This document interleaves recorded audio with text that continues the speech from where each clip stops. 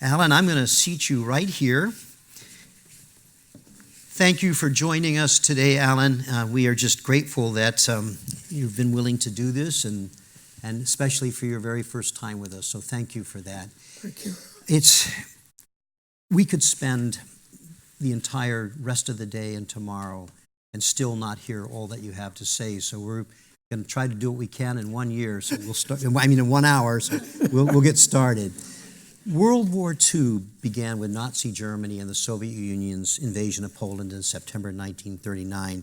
Before we turn to the war years and the Holocaust, tell us what you can about your family and their life and your life before the war began. I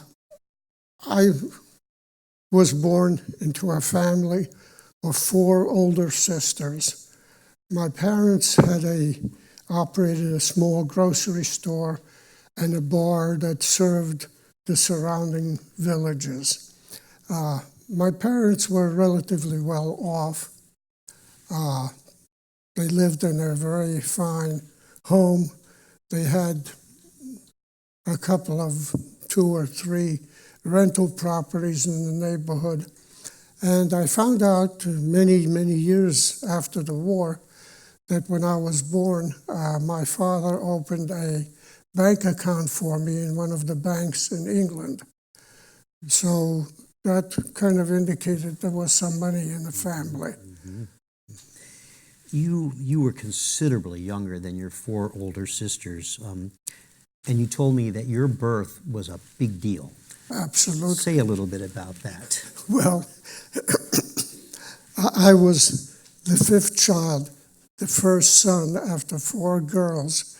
I'm sure my parents loved their daughters, but when I was born, this became a big production.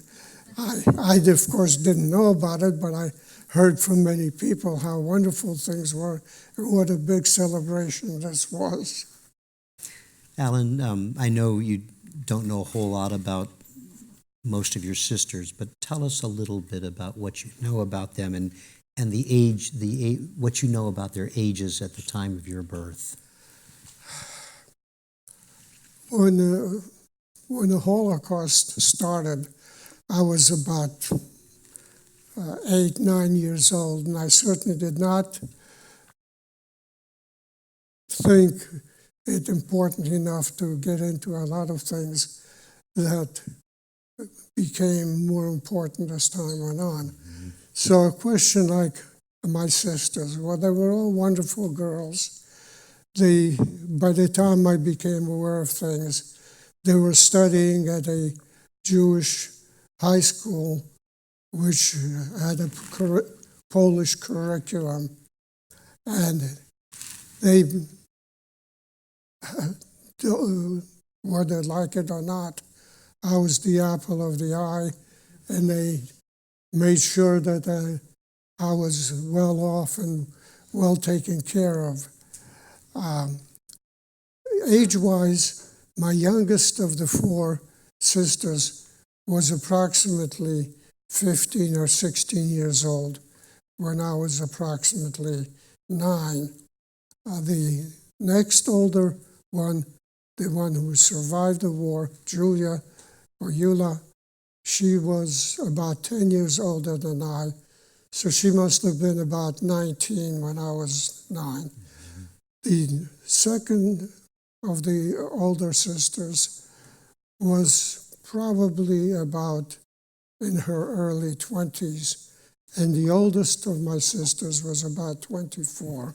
Mm-hmm. Allan, you started kindergarten before the war began. Yes. What do you recall of that? Very little.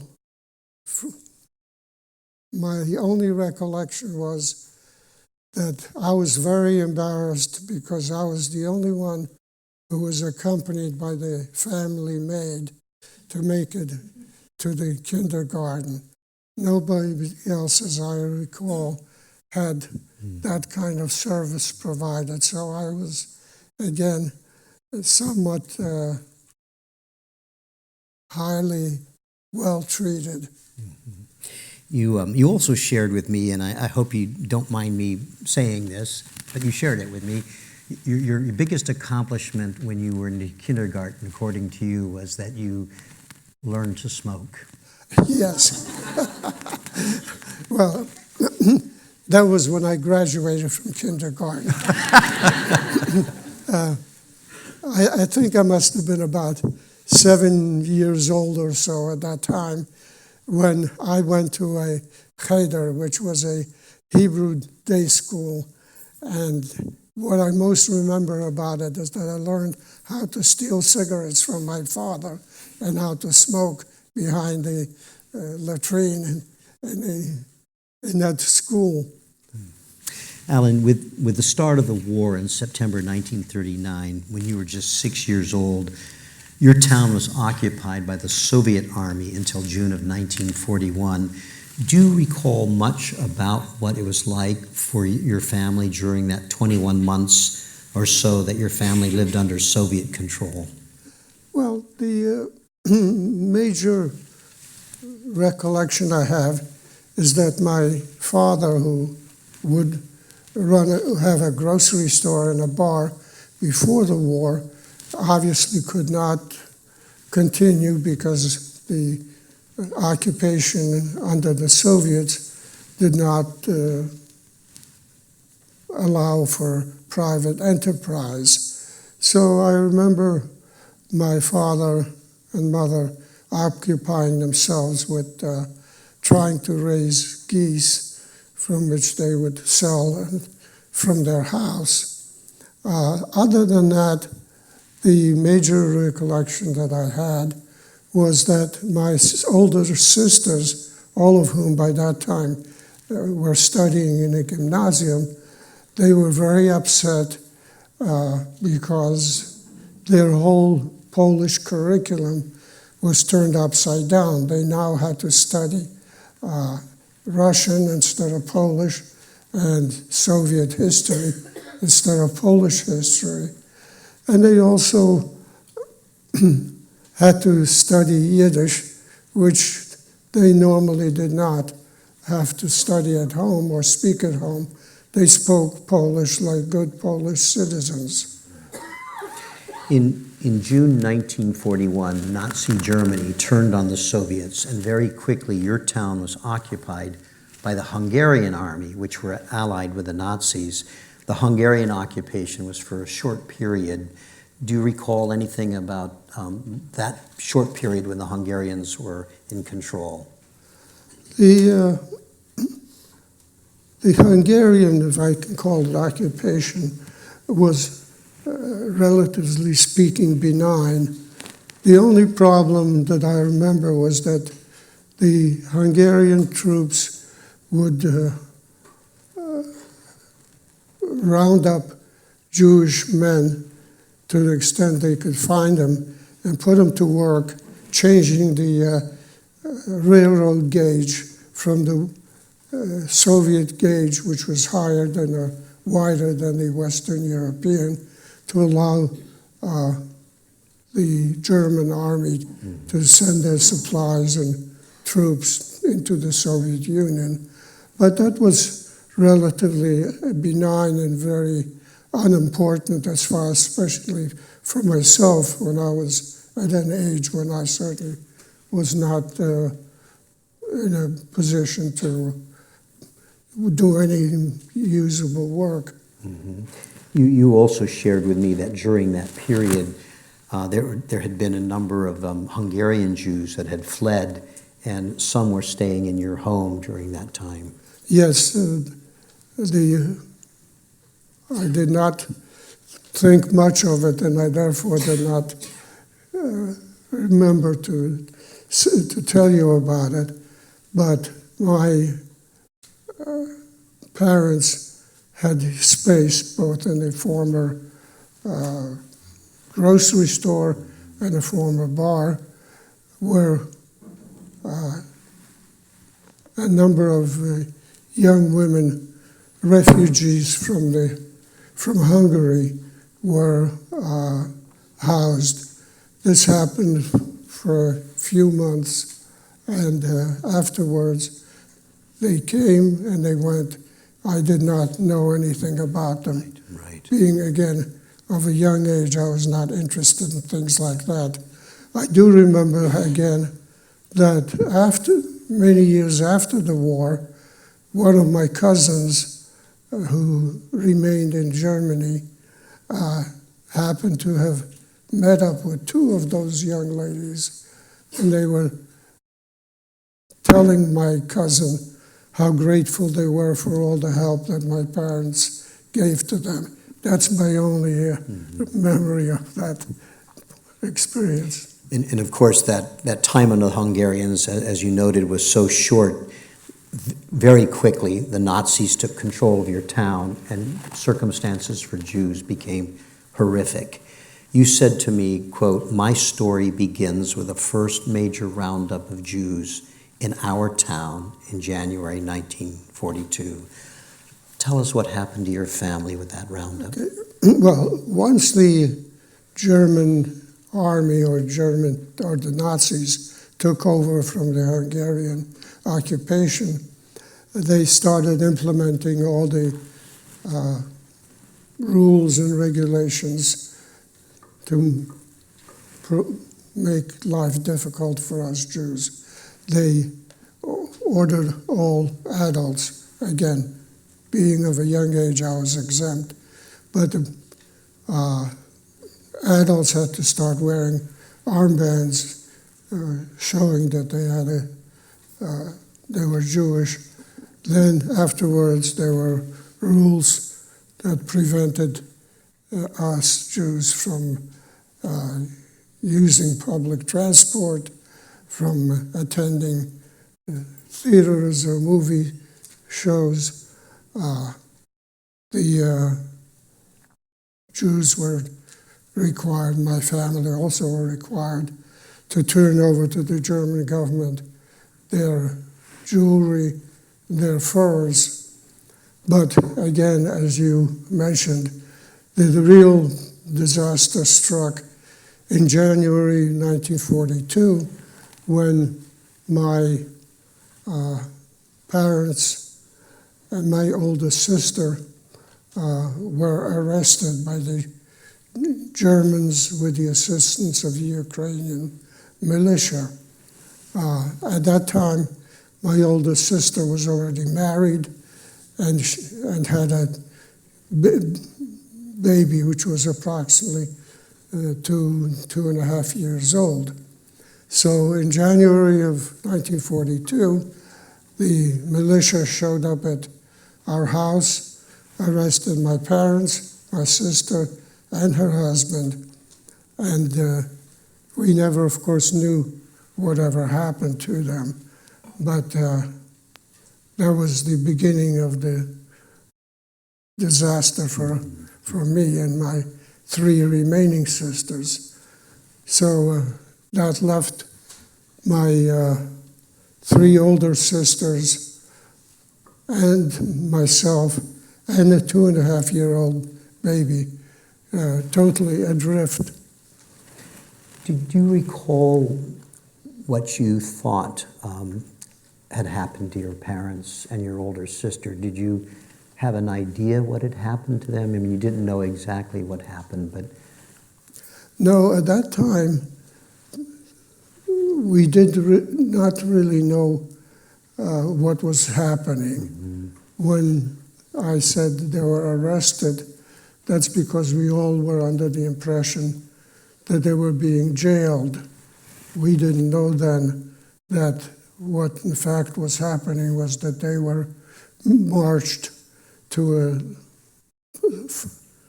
small forest right outside of town, mm-hmm. where they were promptly executed. You told me, you shared with me that your remaining sisters, thinking that your parents had been imprisoned, went and tried to get them out of prison. Yes, as things happen in situations like this, there are always people who prey on the survivors, and they seem to know somebody who knows somebody who, for payment of whatever ransom would get people out of jail. Of course, that was all, as we would say nowadays, a big scam, because by the time these people were trying to get some money out of my sisters, my parents and my older sister, they were all dead. Do you have any idea or insight at all as to why, when the Nazis took your parents and your oldest sister and her husband, why they didn't take the other sisters and you and your nephew? No, I don't really know, and I'm sure it's a very interesting question.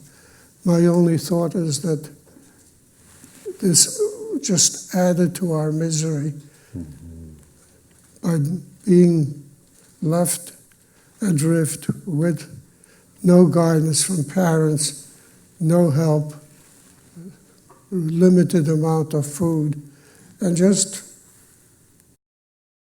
left unto our own devices with the additional burden of taking care of myself, who was then about 9 years old, and more importantly, my little nephew, 2.5-year-old, which required a lot of attention. Several months after you lost your parents and your oldest sister, you and your other sisters and your nephew were then forced, along with the other Jews in your town, forced into a ghetto. Tell us what you can about what it was like for you in the ghetto, what it meant for you and your sisters. Well, there were 3 of my sisters, myself, and a baby nephew, which made a total of 5 people. We were forced to abandon our comfortable home and move into the ghetto, where all 5 of us shared one room. Because the purpose of the ghetto was to limit the life of the people in the ghetto, limit their access to food. The fact that we were all squeezed into one room was not as important as the fact that the amount of food we had was beginning to be very, very limited. If I may say so, my main occupation at the time was to watch for the man with a horse and buggy who came around through the ghetto collecting corpses of people who died of starvation the night before. You shared with me when we met, you told me that before long, hunger started gnawing at us and that you were starving in the depths of the ghetto. How did you get any food while you were there? One of my sisters somehow managed to find work outside of the ghetto. It so happens the work was harvesting beets, the industrial type of beets, the ones that eventually were used for sugar production. And she would go out with a bunch of other workers from the ghetto to the local farms, harvest the beets, and come back at night. My sister was able to smuggle some beets into the ghetto, and for a period of approximately 2 months or so, that was our main sustenance. I guess I won't tell any secrets that to this day I can't stand the sight of beads. And your sister was caught doing that. Yes. My sister was caught one day, and she was, quote, arrested, but we never heard from her again. The presumption was that she was together with other people from the ghetto. They were marched off to the local forest and murdered there. So now it's you and two sisters. And you shared with me that one of your sisters or both of your sisters took you to a part of the ghetto, because you said there were different sections to the ghetto where there was food was available for orphans. Will you share that with us? The ghetto was basically composed of 3 sections. Each one, there were guards allowing people to move from one section to the other, which was not very enjoyable to do so, because one never knew how much trouble one would get into with the guards in the different sections. However, in the section that was more or less the center of the ghetto, there was some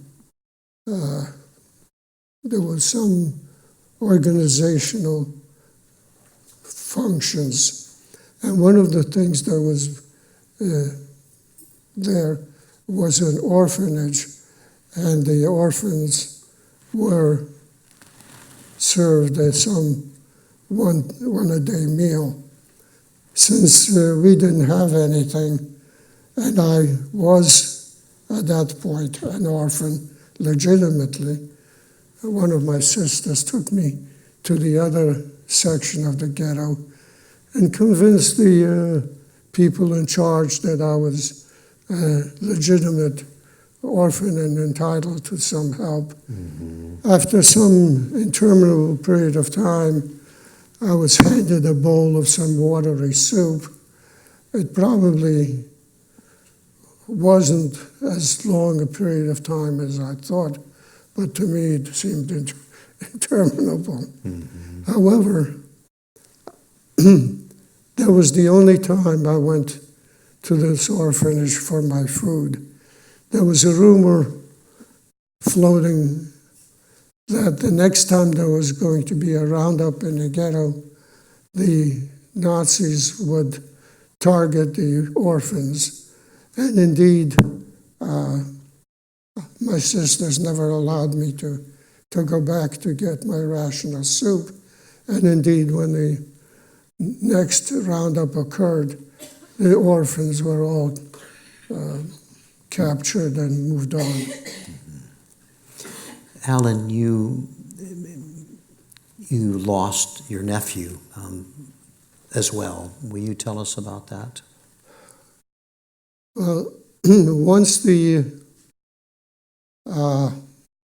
my sister that was smuggling beads into the ghetto was killed, or at least no longer with us, my 2 remaining sisters felt that there was too much of a burden for them to take care of the 2.5-year-old baby. They prevailed on his paternal grandmother to take him and maintain him. It seemed like maybe 2 or 3 weeks afterwards, there was another major roundup where the Nazis and their local militia captured as many Jews as possible to march them off to the forest for execution. The grandmother was arrested together with others and was marched off. The 2.5-year-old, he was used for target practice. So that basically left my two sisters and myself as the survivors. This kind of brought us to the summer of 1942, possibly late summer, when it was becoming obvious that the ghetto was going to be liquidated sooner or later. My older sister tried to save herself by leaving the ghetto and getting on a train and going to a larger city. And unfortunately for her, she was recognized as being Jewish and reported to the local police, which then arrested her. And we got word of what happened, but we never heard what happened to her personally. Most likely, she was taken by train to the closest concentration camp in a town called Belzec, but that's only our supposition. Right. That was the end of my sisters, which left basically my third of the four sisters and myself as the survivors. And this sister, Julia, was your second youngest of the sisters. Yeah. You shared with me that there were, as you put it, there were some in the ghetto that were luckier than you, and you mentioned particularly a friend of Julia's. Will you say a little bit about that? Yes, well, life in the ghetto was becoming extremely difficult. One day, my sister told me to go to visit our distant family, see if they could possibly give us some food. And they were in the ghetto too, the Yes. family, yeah. They were called the Russian family. Presumably there was some relationship to Russia, I don't know. But I was told, and went to see the family. The wife was very unhelpful and telling me that they had no food and they couldn't help me whatsoever. The husband was a little bit more trying to be helpful, but because his wife told me there was no food, he was very roundabout in telling me, well, you know, when you came in here, you saw there was this barrel of apples on the stairs. You didn't steal any. And of course, being a pompous little ass, I said, no, of course I didn't steal any. That was my experience with my Russian family. It was only after I left them that I thought, good God, what an idiot. He was recommending that you steal the apples. And you didn't. You didn't. But that was one of my more embarrassing experiences, if I may say so. However, leaving my sister and myself, my sister had a boyfriend. He apparently came from a well-to-do family because they had all sorts of help, including a maid. And he convinced the maid that she would hide him and my sister when the time came to leave the ghetto.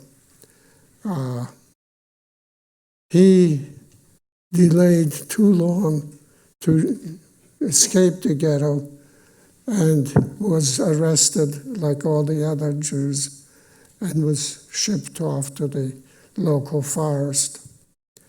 My sister, who had the foresight to scale the ghetto walls and to go to the woman and convince her that to hide her. This was Fania Peleg. Yes, this was Fania Peleg, a lady from one of the local villages who was the maid for this boyfriend. That left me pretty well on my own in the ghetto. I was then about 10 years old, and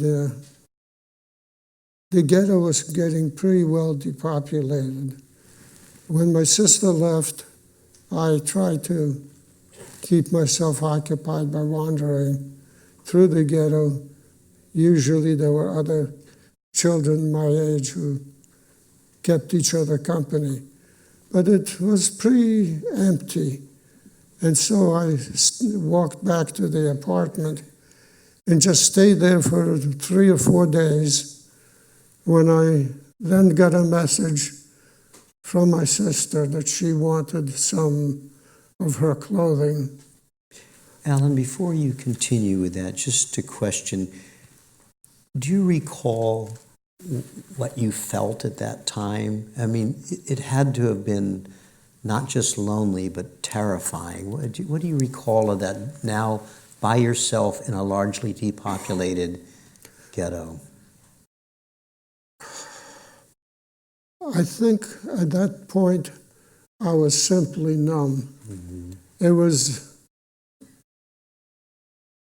my sister was killed because she was arrested first. My next sister got killed because she was smuggling beets into the ghetto. My third sister was arrested on a train. By the time my remaining sister left the ghetto, it was, well, that's the way life was. Yeah. It was scary, but really, basically, that's the way life is. Yeah. So you were telling us that you got this message, though, from your sister, who's now hidden with Fania Peleg. Yes. This was the one who sent the message, and the one who came to tell me about it was a friend of my sister's, who apparently was able to buy for herself documents certifying that she was not Jewish, that she was Christian, and so she was able to move around without being in too much danger. So she came into the ghetto, relayed the message. I had nothing else to do because I was just, I don't recall at this point whether I ate anything or not. Right.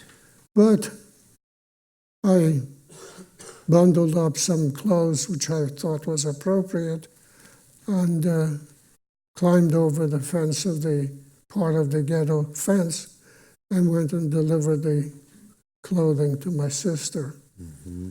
I might admit that I did not get the right clothes. In case you think that a 10-year-old boy knows what women's clothes are. Right. It was not. However, again, having nothing to do and knowing that my fate would be, I simply said to my sister, okay, you keep this stuff and I will just go back to the ghetto and try to get you some more appropriate stuff. My sister thought about it for a while, and then she said, no, don't go yet. Let me talk to Fania. She went and talked to this woman and convinced her that, in fact, the boyfriend was no longer alive, and would she then hide me with my sister? Mm-hmm. By a stroke of luck, she agreed. So my sister's boyfriend's ill luck was my luck that this woman agreed to hide me. And that's how my sister and I spent the next roughly year and a half Right. hiding in her apartment. And as we noted in the introduction with the slide presentation, there was a store underneath her apartment that was frequented by Nazis. Yes. What, as you said, you were there for almost a year and a half. Tell us what you can about what that was like to be hidden there under those circumstances. Well, it was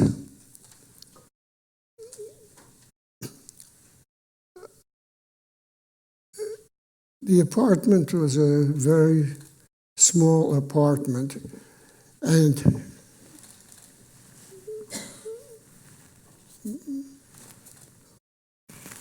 my sister and I spent our time primarily in a wardrobe. It was not a closet like we are used to here in the States, but a wardrobe. And if you have seen the stories, the Book of Narnia, where the British kids climb into a wardrobe, and then they walk out on the other side of the wardrobe and have wonderful. Right. There was no other side to your wardrobe. No other side. And my experience was nowhere near that. Yeah. We spent our time sitting in the closet in that wardrobe, being basically as quiet as possible. The woman had guests coming on occasion, and if we had enough forewarning that people would come, we would climb up into the attic from that apartment and basically wait out until the guests departed. The attic gave us a little more breathing room from not sitting in a closet, hoping nobody would open the closet door. But it was pretty miserably cold during the winter and pretty brutal, like the climate we have today during the summer. Right. But that's how we basically spent our time, trying to survive as much as possible. My main objective was to just make myself invisible, never knowing when somebody would find us, nobody would. If you don't mind, if I could share something that you said to me, you said that you completely understood as a little boy the gravity of the circumstances you were in, and that for you it was just a, quote, just a matter of pure survival, pure terror. Say a little more about that.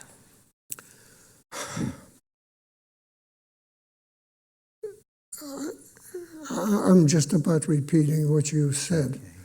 Basically, I knew how terrible the situation was and how little difference there was between survival and being captured by the Nazis and being murdered like all my other sisters.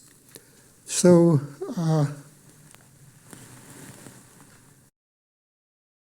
I tried, as I said, to be invisible, not to cause any problem or difficulty to anybody. Just purely go from day to day, try to survive. You'd shared with me that you were very afraid that you might anger Fania and you would lose your hiding place. Just tell us a little bit about Fania. This woman was a farm woman who came from one of the local villages. She was illiterate, but yet she had the wonderful heart to be willing to take the risk to help us.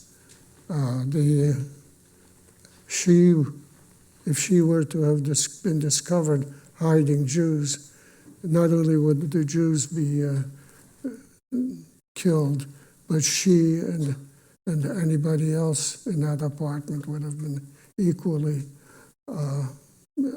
killed. Right. So it was,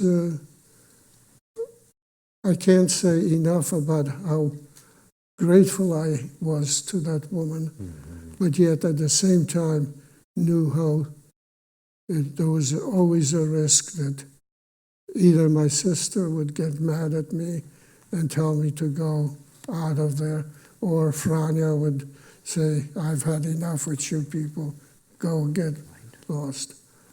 It was a very horrifying situation, and I was quite aware of all the risks and how low there was between life and death. Fortunately for you, it came to an end. You were liberated in February of 1944, right after your 11th birthday. Tell us about your liberation and then what you and your sister did from there.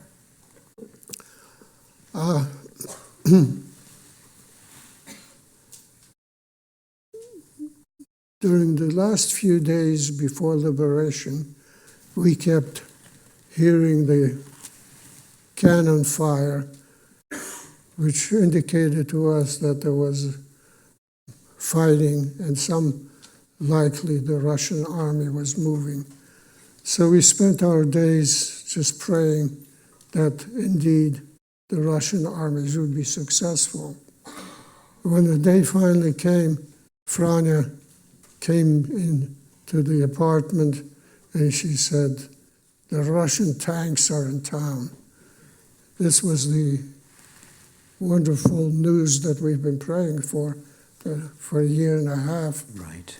And sure enough, my sister and I left the apartment for the first time in about a year and a half and saw Russian tanks going through the streets. Those were Russian tanks that, unlike in 1939, they weren't coming as liberators. They were coming as fighting troops and didn't care for us whether we waved for them or not. We just were ignored, and there we are. You said there was just no fanfare. It was, Yeah. You're liberated? Right. Yep. So my sister became aware that there were other survivors in town, and we all sort of congregated in a house. It so happened to be the house of one of the more prominent doctors in town. He, of course, and his family were no longer alive. So a dozen or two of us survivors congregated there. And that's where my sister met who would eventually become her husband. And he was helping us. The rumor spread that the German armies would be counterattacking, and the possibility was that we would find ourselves in under German occupation again. So my future brother-in-law arranged for us to leave the town of Kolomea and move east. To happen, we ended up in a Romanian town of Chernovitz, where we spent the rest of the summer of 1944, hoping that the fighting would move west. And then when you finally were convinced that there would be no German counterattack, that they were being pushed back, what did you do then? Well, by that time, we were We moved back to the town, which was late in 1944.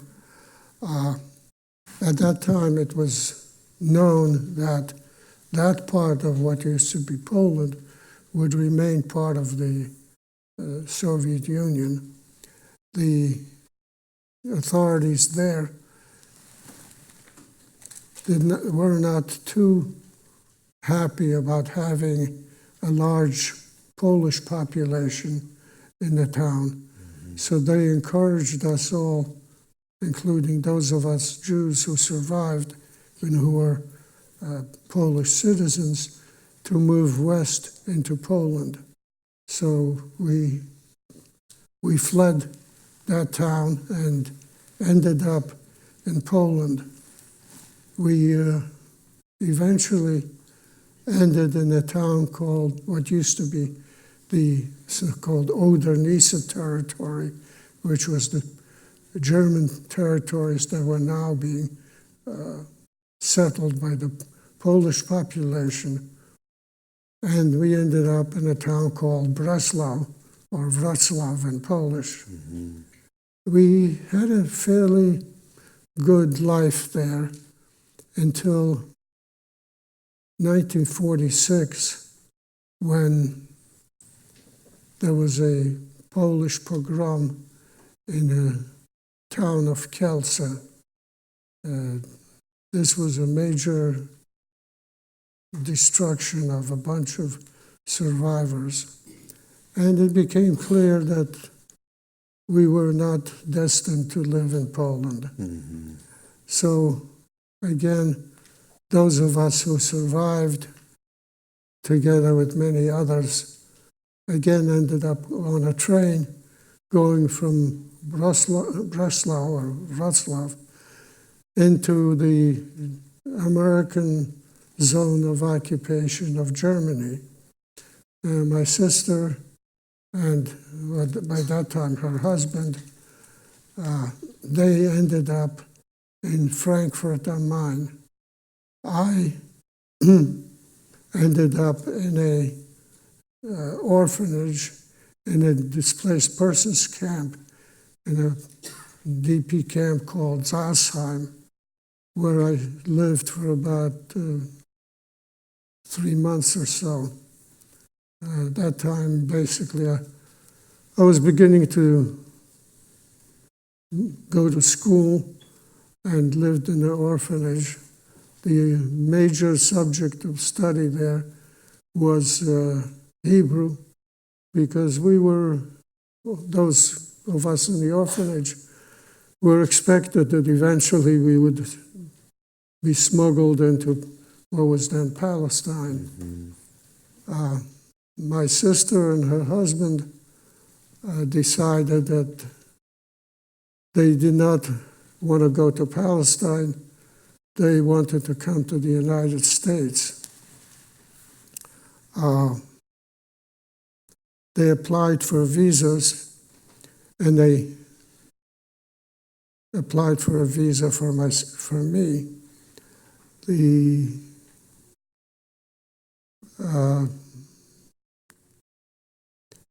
rules at that time were such that I did not qualify as a member of the immediate family, so I could not come with my sister and her husband, and by that time they had a baby of their own.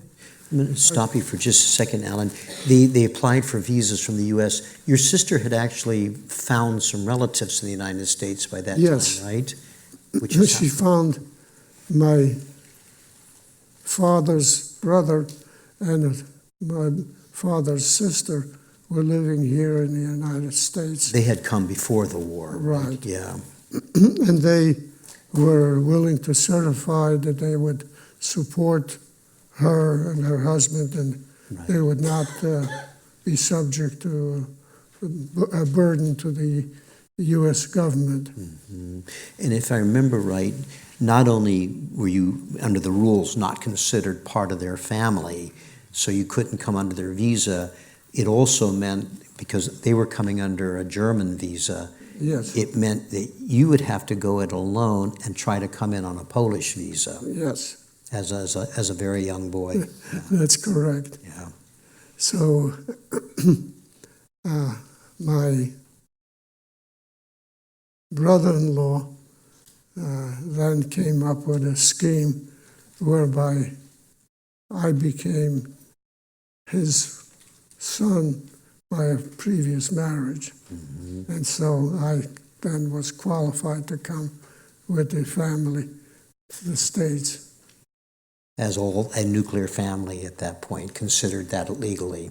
Yes, 1947, in fact, the four of you did come to New York. You came to New York. In the little time we have left, tell us about your trip to the United States and what it was like after all that you'd been through to adapt here. Well, when the decision was made that we would all travel as a family, quote unquote, to the United States, my sister arranged for me to be tutored in English. Mm-hmm. So by the time we came to the States, I had an inkling of how to speak English.